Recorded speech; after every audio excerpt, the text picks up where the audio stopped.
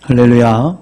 네, 이 밤에도 하나님 앞에 예배하며 주님 이름을 찬송하는 모든 성도님들을 주님의 이름으로 축복합니다. 이 코로나 바이러스가 우리의 신앙의 핑계거리가 되지 않았으면 좋겠습니다. 너무 안타까운 것은 제가 이렇게 새벽 예배 또 저녁 예배 이렇게 늘 나오다가 안 나오시는 분들 이렇게 파악을 하고 있거든요. 그런데 좀 너무 안타깝습니다. 그러니까 안 나올 이유가 없어요. 그런데 코로나 바이러스 이후에 안 나오거든요. 네. 말로는 그런 거 있겠죠. 남편이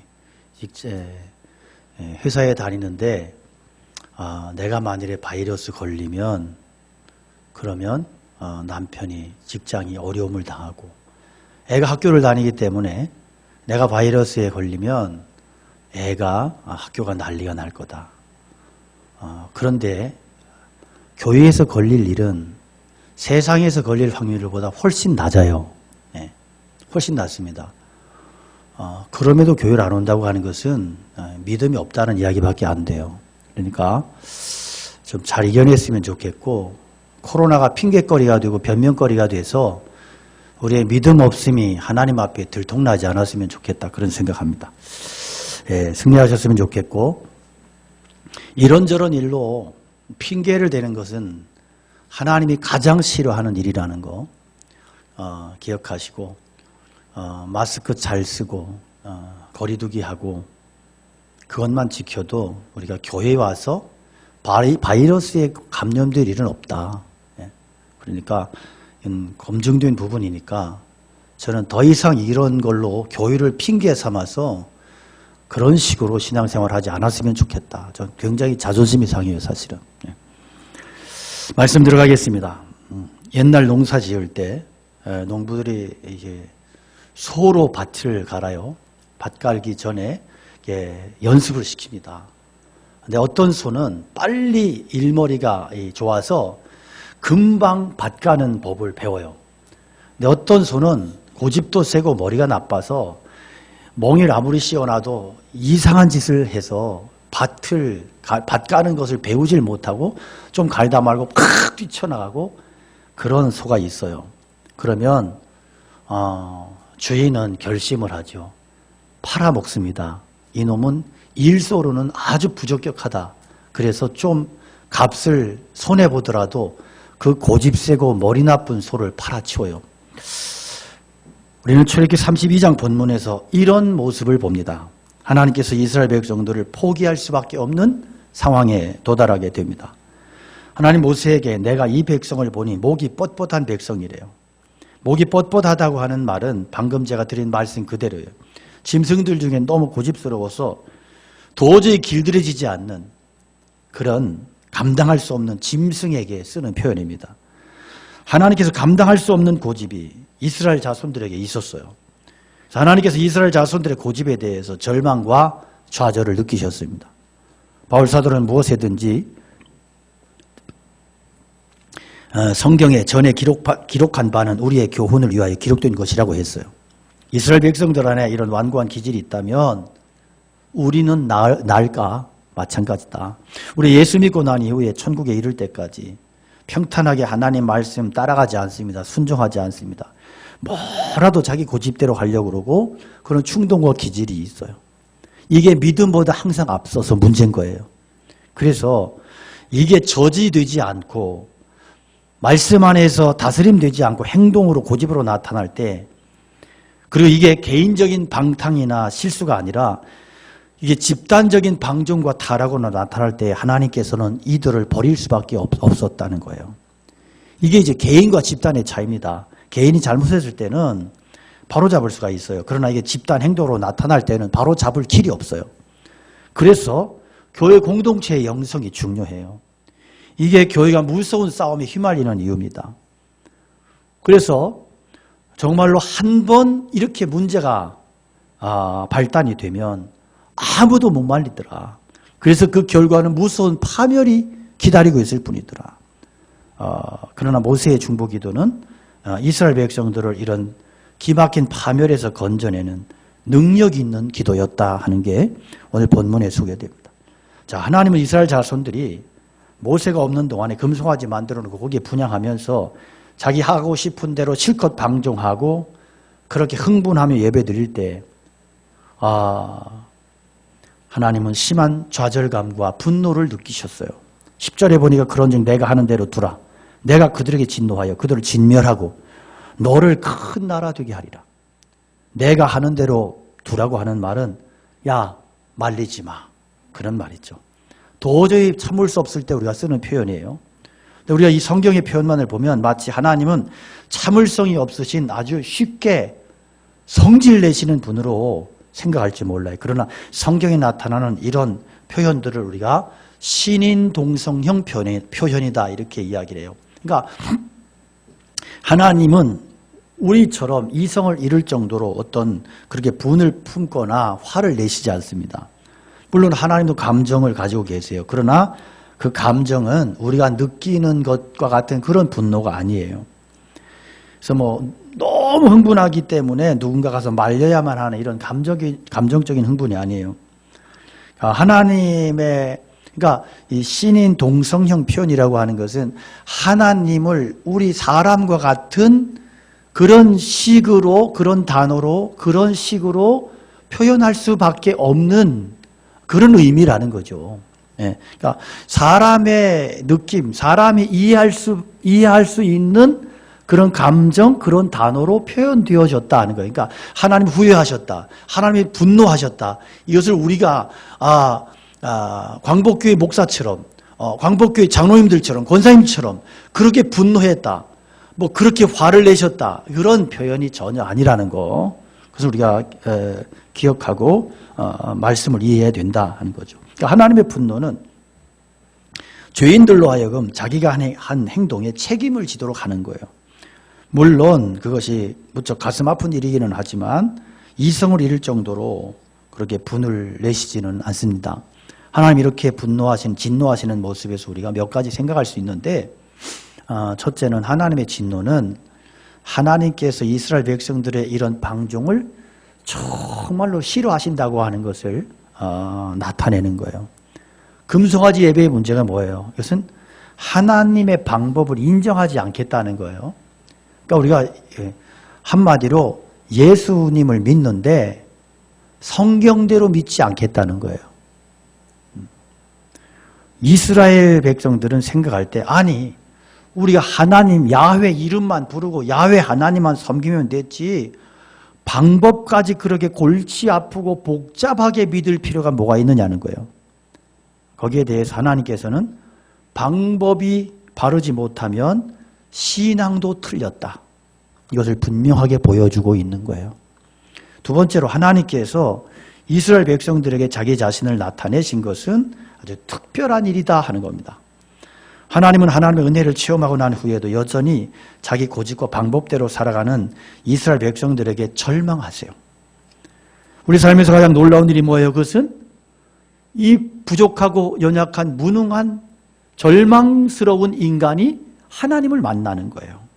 하나님께서는 이스라엘 백성들이 경험한 그 놀라운 일들을 통하여 그들과 만나셨습니다. 또 말씀으로 만나시기도 하셨고 성경을 읽거나 설교 듣는 가운데 놀라운 은혜가 깨달음이 찾아올 때 그것은 하나님께서 지금 나를 만나시는 거예요. 하나님께서 우리를 만나주신 것은 우리 생애에서 가장 중요한 일입니다. 이것은 하나님께서 우리를 다른 세계로 데리고 가겠다는 것이고 우리 인생의 방향을 바꾸시겠다는 뜻이 있어요. 그러나 우리는 하나님의 기적을 체험하고 나서도 여전히 흥분만 하고 여전히 옛날 방식대로 살려고 하는 게 문제다 하는 거예요.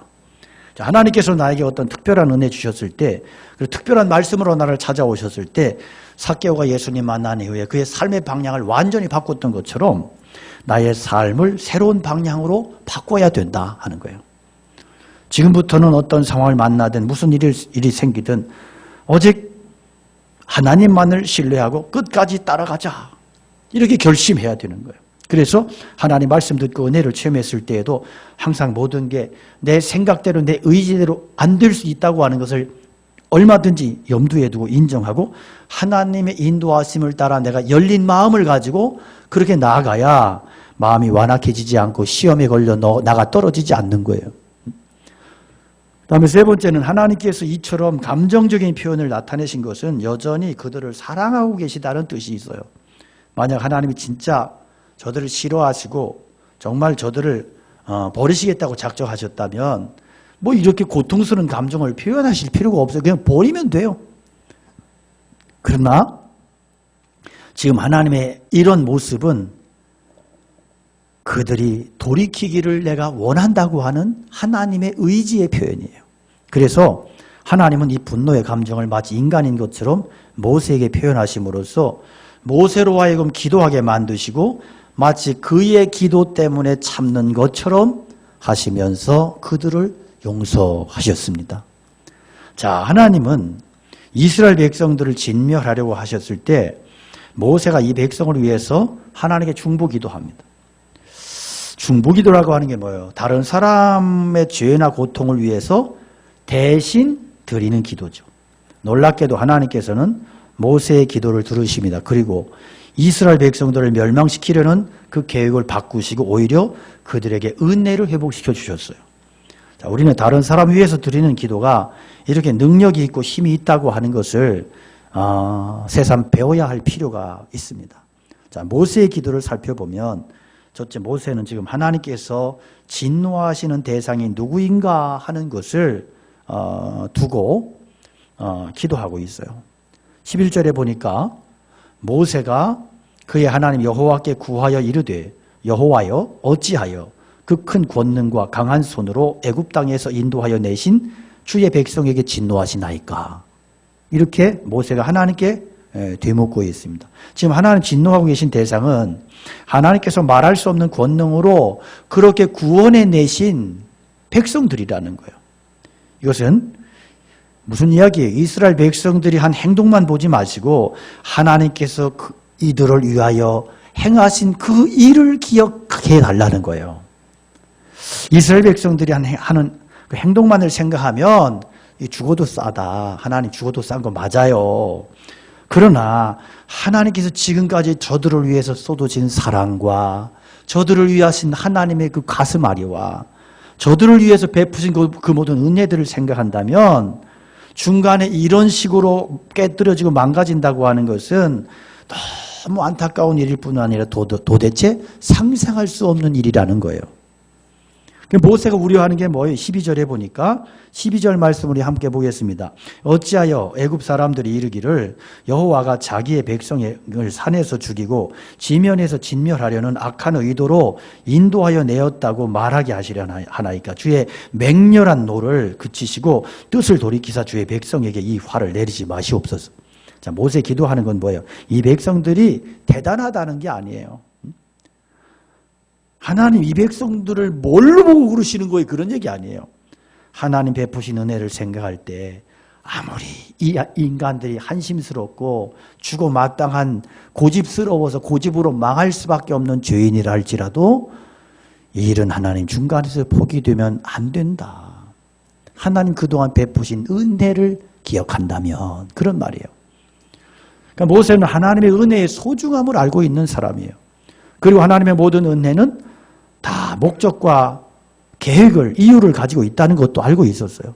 특히 이스라엘 백성들을 애굽에서 이끌어내실 때 일어난 기적과 은혜는 그 이전에도 그 이후에도 없는 일입니다. 모세의 기도는 이 은혜가 결코 헛것이 돼서는 안 된다는 것이죠. 멸망할 사람들에게 주신 은혜로는 너무너무 큰 거다 하는 거예요. 이건 우리에게 아주 중요한 하나의 열쇠를 줍니다. 우리가 멸망할 수밖에 없는 어려움에 처했을 때 뭘 붙들고 기도해야 돼요? 지금까지 하나님께서 베풀어 주신 그 은혜를 붙들고 기도해야 된다. 할렐루야. 그러니까 하나님께서 이렇게 하시려고 지금까지 저를 그렇게 저에게 은혜를 베풀어 주셨습니까? 하나님 절대로 그런 하나님 아니지 않습니까? 하나님이 저를 여기서 멸망케 멸망케 하시는 것이 하나님의 뜻이 아니지 않습니까? 내가 여기서 이렇게 멸망한다면 하나님이 그동안 내게 베풀으신 은혜는 헛것이 되지 않습니까? 그런 기도예요. 그렇게 기도할 때 그 기도에는 반드시 응답이 있을 거예요. 하나님은 신실하신 분이세요. 한 번 은혜 베푸신 자에게 계속적으로 은혜를 베푸십니다. 그걸 붙들고 기도하라는 거예요. 우리 불행한 일이 일어날 때 어떤 생각이 들어요? 하나님의 은혜가 동이 났다. 하나님의 은혜가 끝이 났다. 그런 절망이에요.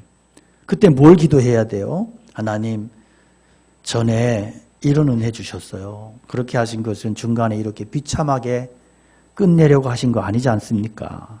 하나님, 저에게 더 큰 은혜가 필요합니다. 저에게 하나님 뜻을 돌이키시고 그리고 저를 기억해 주시고 은혜를 베풀어 주시옵소서. 그렇게 기도할 때, 그렇게 하나님의 은혜를 붙들고 기도할 때, 그럴 때 우리 안에 은혜가 회복되고 그리고 위치가 회복되는 역사가 일어날 것입니다. 또한 모세는 하나님의 신실하심을 붙들고 기도했어요. 13절의 말씀 보니까 주의 종 아브라함과 이삭과 이스라엘을 기억하소서. 주께서 그들을 위하여 주를 가리켜 맹세하여 이르시기를 내가 너희의 자손을 하늘의 별처럼 많게 하고 내가 허락한 이 온 땅을 너희의 자손에게 주어 영원한 기업이 되게 하리라 하셨나이다. 모세가 지금 뭘 붙들었어요? 언약의 말씀을 붙들고 기도하는 거예요. 하나님께서 조상들과 맺은 그 언약으로 그들이 지금 이 자리에 있는 것이지 그들에게 뭔가 그럴 만한 것이 있어서 그들의 뭐 능력이 있어서 자격이 있어서가 아니지 않습니까? 하나님의 언약을 따라 그들을 멸망시키지 마시고 구원해 주시옵소서. 그런 기도예요. 하나님은 언약의 하나님. 이 언약의 하나님이라는 것은 하나님께서 당신 자신을 스스로 당신이 하신 말씀의 약속에 당신 스스로를 붙들어 매는 것을 말해요. 그러니까 하나님께서 이렇게 언약으로 당신 스스로를 제약하시는 것은 그렇게 하지 않으면 아무도 구원받을 수 없기 때문이에요. 그래서 구원은 하나님의 일방적인 은혜인 거예요. 모세의 기도는 하나님의 뜻에 일치했습니다. 그래서 하나님은 그의 기도를 들으시고 마음을 돌이키셔서 심판을 내리시지 않으셨어요. 자, 여기서 우리는 기도에 관한 아주 중요한 교훈을 얻습니다. 첫 번째로 중보기도는 하나님의 진노를 거두게 하고 중보기도자에게 영적인 책임을 지워준다는 거예요. 자, 하나님은 모세의 중보기도를 들으시고요. 이스라엘 백성 전부를 모세에게 맡기셨어요. 그러니까 중보기도는 죄인을 대신해서 기도하는 거예요. 그런데 단 한 번의 기도로 끝나는 게 아니라 하나님께서 멸망당할 자의 모든 것을 기도한 그 사람에게 맡겨요. 그래서 대신 기도하면 그 사람을 얻습니다. 그래서 그 사람은 내 사람이 되는 거예요. 그래서 하나님 그렇게 하심으로써 기도한 그 사람을 높이시고 영광스럽게 하신다는 거예요. 자, 이스라엘 백성들이 금송아지로 제사 드렸을 때 이미 그들은 은혜를 빼앗긴 상태에 있었습니다. 그들은 멸망받아야 마땅한 자들이었어요. 그러나 누군가가 그들을 위해서 기도할 때 하나님께서는 기왕 망할 수밖에 없는 자를 기도한 이 사람의 손에 맡기십니다. 이게 하나님의 법칙이에요. 하나님은 모세의 기도를 들으시고 이스라엘 백성을 모세에게 맡기시고 그들에 대한 심판을 내리지 않으셨습니다. 또한 이 중보기도의 교훈은 두 번째는 하나님의 약속을 붙들고 매달리는 거다. 중보기도는. 중보기도는 그냥 무조건 내가 막 모든 것을 막 있는 소리 없는 소리 다 섬기고 막 그렇게 장황하게 막 우왕을 떠는 게 아니고 중보기도는 하나님의 분명한 약속을 붙들고 매달리는 거다. 모세의 기도는요 그리 길지 않아요. 그러니까 예수님도 많은 말을 많이 하는 기도가 응답되는 게 아니라 그랬어요. 중언부언하지 말라. 어떤 게 중언부언이에요? 별로 의미도 없이 계속 반복해서 똑같은 말을 반복해서 이렇게 뇌까리는 것을 말해요. 결국 주문 같은 거예요. 주문 같은 거. 그러니까 이 중원부원의 기도의 가장 이 흔히 이제 한국교회 안에 있는 중원부원의 기도, 어떤 사람들 그러잖아요. 뭐 주기도문을 뭐 1000번을 외우면, 주기도문을 1000번을 하면 막 뭐 모든 병마가 떠나간다, 이런 거. 어릴 때 저는 그런 얘기 많이 들었거든요. 잠이 안 온다 그러면 성경책 빼고 자고, 주기도문을 100번 하면 잠이 오고, 뭐 이런 거. 그러니까 의미 없는, 그래서 많이 하면 다다익선이라고, 많이 할수록 좋다, 뭐 이런. 하나님 그런 기도 듣지 않으신대요. 안타깝게도 한국 사람들의 기도에 대한 생각 속에는 샤머니즘적인 요소가 굉장히 많이 박혀 있어요. 이른바 지성이면 감천이라는 식의 사고방식이에요. 뭐 3000배 하면 아들 낳고, 뭐 정한수 떠나고 100일 기도하면 소원 성취된다는 식의 사고방식이 한국 교회 신자들 안에 그대로 뇌리 속에 처박혀서 그 논리를 가지고 기도하는 사람들이 많단 말이에요. 이런 얘기할 때만이라도 좀 눈을 뜨세요. 이런 얘기할 때 중요한 이야기예요.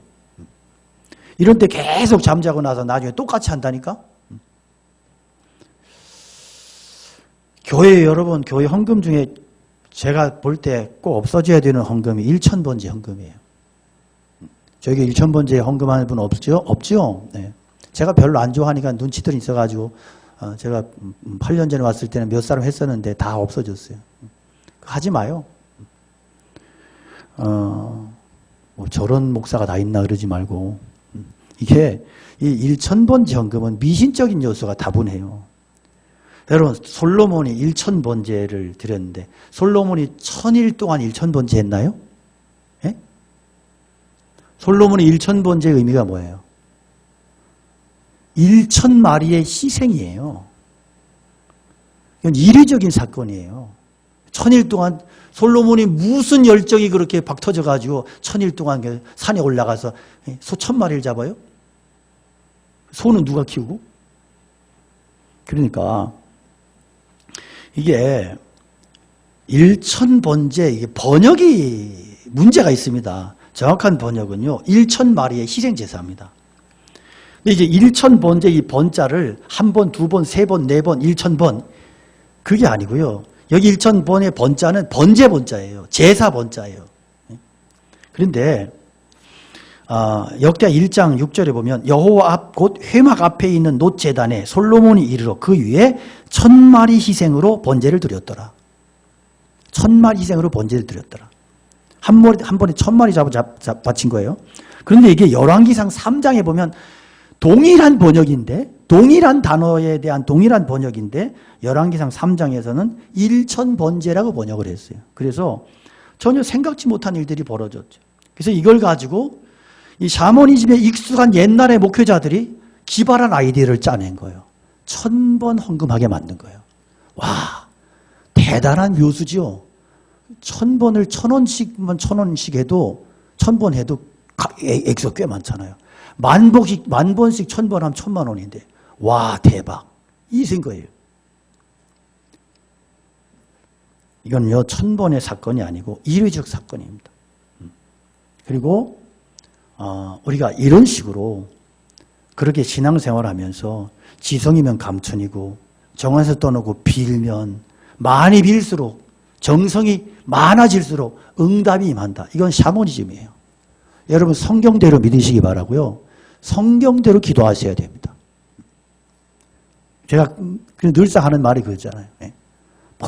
기도원 가서 일주일 금식기도 아니면 뭐 보름을 금식기도 안 해. 그러고는 벌써 버스 안에서 쌈박질 나고요. 서로 자리 뺏겠다고. 그러면 그 다음날 새벽기도 갔다 오면서 남의 호박 따가지고 들어가고 국 끓여 먹고 그럼 믿습니다 하고. 한국교회 이게 아직도 있습니다. 아직도. 새벽기도 나오면서 쓰레기 봉투 가지고 남의 집 앞에다 갖다 던져놓고 와서 기도하고 가고. 아직도 이런 사람이 있다니까? 정신 차려야 되는 거지. 우리가 정신 차리고 기억해야 될 것이 성경이 말하는 기도가 뭐냐? 성경이 말하는 기도. 따라합시다. 하나님의 마음으로 돌아가는 것이다. 내 마음을 하나님의 마음으로 가득가득 채우는 것이다. 할렐루야. 우리는 기도 그러면 꼭 이방신의 기도, 샤머니즘적인 기도에 거의 그냥 꽂혀 있어요. 기도 그러면 내가 원하는 것을 하나님께 구하는 것. 그건 틀린 거예요. 명제 자체가 틀렸어요. 성경적인 기독교 신앙적인 기도는 그게 아니에요. 기독교 신앙적인 기도는 하나님께로 돌아가는 거예요. 하나님의 뜻이 내 뜻이 되고 하나님의 생각이 내 생각이 되고 내 안에 하나님의 생각으로 하나님의 마음으로 충만히 채워져서 내가 이제는 내 뜻을 버리고 하나님의 뜻으로 살아가기를 결심하고 이게 성경이 말씀하고 있는 기도예요. 할렐루야. 그렇게 하기 위해서 어떻게 해야 돼요? 하나님의 약속의 말씀만을 붙들고 매달려야 된다. 사람들은 하나님의 말씀만 이렇게 붙들지를 않고요.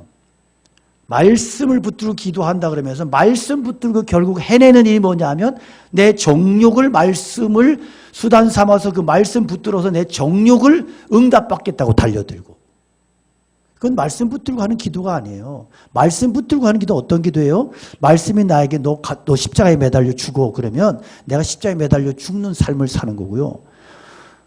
네가 하나님의 말씀 붙들고 정직함, 진실함을 지키다가 손해를 봐라 그러면 정직하게 살다가 손해보고 정직하게 살다가 망신당하고 정직하게 살다가 억울한 일 당하는 거예요. 그런 은혜를 달라고 기도하는 것이고 그런 용기를 달라고 기도하는 거예요. 이게 진짜 기도란 말이에요. 근데 거기다 자꾸 자기 공로를 섞어요. 거기다 다 자기 의의를 드러내요. 그래서 뭐 기도 열심히 한다 그래서 받아 나중에 간증하는 거 들어보니까 내가 기도하면 하나님 다 들어준대요. 미쳤어요. 그러면서 자기 의를 막 또 내신기는 거예요.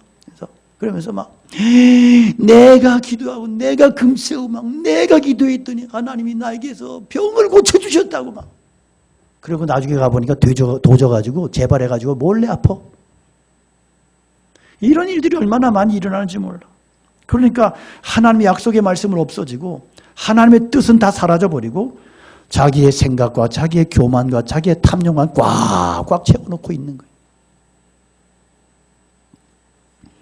코로나 이 바이러스의 이 사태를 통해서 하나님이 우리에게 주시는 가장 분명한 메시지는 뭐냐 하면 너희들 정신 똑바로 차리고 그리고 그동안 헛된 신앙, 거품신앙, 물질주의의 축복주의의 이기적인 욕망, 탐욕을 합리화시키며 그것을 믿습니다 하면 하나님 주신다고 했던 그 거짓된 신앙 다 던져버리고 진짜 복음으로 무장하고 진짜 하나님 말씀으로 무장하고 깨끗해져야 된다. 이게 이 코로나 시대에 우리에게 주시는 하나님의 말씀이라고 하나님의 뜻이라고 저는 분명히 믿습니다. 코로나 시대에 지나가면서 굉장히 달라질 거예요. 하나님의 말씀으로 순결해지는 교회는 더 힘을 낼 것이고 하나님의 말씀을 잃어버리고 그냥 그대로 그냥 술에 술 타든 물에 물 타든 모든 잡신 그냥 뭐 잡스러운 것들이 그냥 섞여가지고 믿습니다 하는 교회들은 갈수록 어려워질 거예요. 두고 보세요. 모세는 하나님께서 이 백성을 버리지 않을 것을 알고 있었어요. 왜? 조상에게 하신 약속이 있었기 때문에. 그래서 그 약속의 말씀을 붙들을 때 모세의 마음은 하나님의 마음이 될 수 있었다. 하나님께서 모세에게 내가 이 백성 다 쓸어버리고 너를 큰 나라 만들겠다 그럴 때 모세는 이게 하나님의 본심이 아니라는 것을 알아차렸어요. 이걸 우리가 영적인 분별력이라 그래요. 영감이라 그래요. 그는 하나님의 뜻이 이루어져야 한다고 하는 마음으로 충만해졌어요. 이게 말씀 붙들고 기도한 결과입니다. 여러분 성경 읽거나 설교를 듣는 가운데 내게 깨달아지고 크게 은혜 받는 말씀이 있어요. 그것은 주님이 나에게 주신 말씀이에요. 내 생각은 이렇고 저렇고 뭐 그러니 내 생각대로 되게 하여 주시옵소서. 백날 천날 기도해도 그런 거 소용없어요. 응답 없어요. 하나님의 약속을 붙들고 기도하라. 그 약속의 말씀이 내 욕심 포기하라면 포기하는 것이 기도이고 그렇게 기도하며 그렇게 하나님 말씀을 붙들고 끝까지 몸부림칠 때 내 마음이 하나님의 생각과 하나님의 마음으로 충만해질 거예요. 이게 하나님이 원하시는 기도예요. 여러분 정말 교회 사랑하세요? 정말로? 그럼 교회 사랑한다면 교회 사랑하는 이유가 무엇이에요? 내 마음에 들고 나와 통하는 사람들이 교회 안에 많기 때문에 그런가요? 아니면 이곳에 말씀이 있고 하나님께서 이루시려고 하는 뜻이 있다고 하는 것을 확신하기 때문입니까? 하나님은 때때로 이것을 확인하기 원하세요. 너 교회에 그렇게 충성하고 너 교회에 막 그런 일에 그렇게 흥분을 하고 달려들고 그러는데 너 정말 교회 사랑하니? 그럼 너 왜 그러는 건데? 너 교회를 사랑한다는 그 사랑의 마음의 중심이 뭐냐? 주님이 이건 묻고 계세요. 왜? 그래야 교회가 바로 설 수 있고 바로 될 수 있기 때문에. 여러분 교회의 가장 큰 비극이 뭔지 아세요? 믿음도 없고 하나님 말씀에 순종도 하지 않고 하나님 앞에 진실한 기도 한 줄 제대로 하지도 못하는 그런 인생들이 인간적인 방법, 인간적인 그런 어떤 재주, 인간의 생각 다 동원해가지고 교회 바로 세워보겠다고 호기 부리고 객기 부릴 때 교회는 사탄의 놀이터가 될 수 있다는 거 분명히 아셔야 됩니다. 그리고 여러분 우리가 교회를 위한다고 할 때 내 마음이 어떤 마음일까? 나는 지금 어떤 마음을 가지고 내가 교회를 사랑한다고 하느냐? 내가 지금 어떤 마음을 가지고 교회에 충성한다는 것이냐? 이거 확인하셔야 돼요.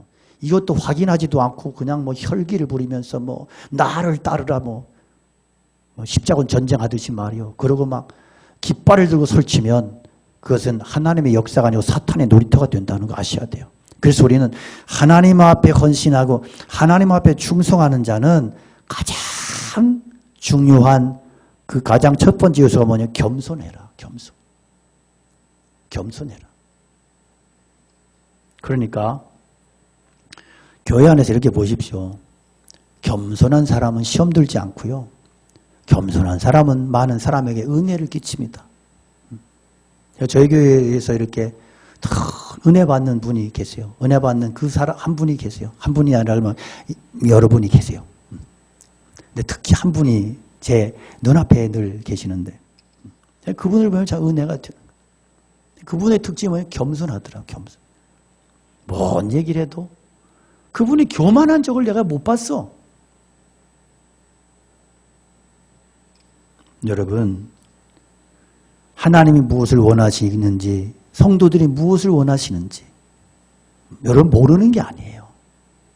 문제는 믿음으로 행하지 않는다는 거예요. 하나님은 그 위기 가운데 모세의 신앙을 달아보셨어요. 왜냐하면 아무리 백성들이 잘못을 범했다 하더라도 지도자 한 사람이 바로 설 때 그들은 다시 회복될 수 있기 때문에 그래서 모세는 그 시험에 합격했습니다. 저는 제가 부족한 사람이고 한없이 많이 부족하고 참 형편없는 목사지만 제가 언제 담대함을 얻냐 하면 말씀을 들고 강단에 서고 말씀을 준비하며 제가 말씀을 증거하며 그런 속에서 하나님이 제 안에 굉장히 담대함을 주세요. 때로는 이런저런 환경적인 상황적인 것들이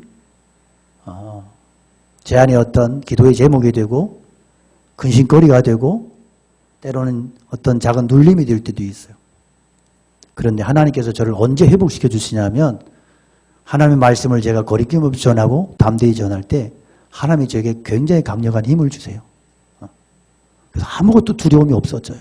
물론 그 두려움이 없어진다고 하는 것이 제가 어떤 혈기나 어떤 객기가 아니고 제 안에 두려움이 없어지는 데는 언제냐면 제가 제 안에서 거리낌 없이 하나님의 말씀을 증거하고 있다고 하는 확신과 성령이 내게 감동을 부어주실 때 저는 그 언제보다 그 어느 때보다 담대함을 얻습니다. 여러분 신앙의 위기에 하나님의 말씀을 붙들고 기도하는 것은 가장 적극적인 해결의 방법이에요. 사람들은 기도하는 것을 소극적인 거라고 생각해요. 이것도 저것도 안 될 때 막히고 막 그럴 때 앞이 캄캄할 때 기도 잊지 마세요. 그러니까 그런 찬송만 좋아해요. 앞이 캄캄할 때만 기도하는 겁니까? 기도가 어떤 뭐 비상용 낙하산이에요? 아니에요. 공격용 폭탄이에요. 이 기도가. 기도는 가장 적극적인 해결책이에요. 특히 다른 사람이나 집단이 죄에 빠진 것을 위해서 기도하는 것은 중요한 기도입니다. 하나님은 그 기도 들으시고 은혜를 회복시켜 주십니다. 하나님 요나가 니느웨 향해서 기도하지 않고 오히려 망하기를 원했을 때 그를 넘어뜨리셨어요. 시험에 빠지게 하셨어요. 하나님은 그리스도인들이 이 사회에 대해서 어떤 공동체의식 같은 것을 가지기 원하세요. 책임의식을 가지길 원하세요. 결코 이 세상에 속하지는 않았지만 그래도 그들과 가장 가까운 자가 우리들이기 때문에 그래서 우리의 마음이 세상의 죄인들을 향하고 그들이 어떻게 해서라도 바른 길로 돌아오기를 바랄 때 하나님의 은혜가 계속될 것입니다. 그러나 우리가 다른 사람의 고통과 죄를 외면할 때 하나님의 은혜는 중단될 것입니다. 그래서 교회는 반드시 잊지 말아야 될 것이 세상을 향한 충고기도예요. 지역을 향한 충고기도예요. 그래서 저들의 고통을 내가 함께 아파하고 함께 고통스러워하는 것이 우리가 취해야 될, 붙들어야 될 진짜 영성이에요.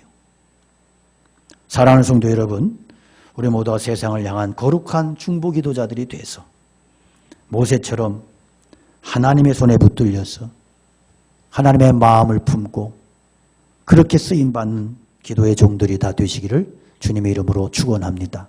우리 함께 찬양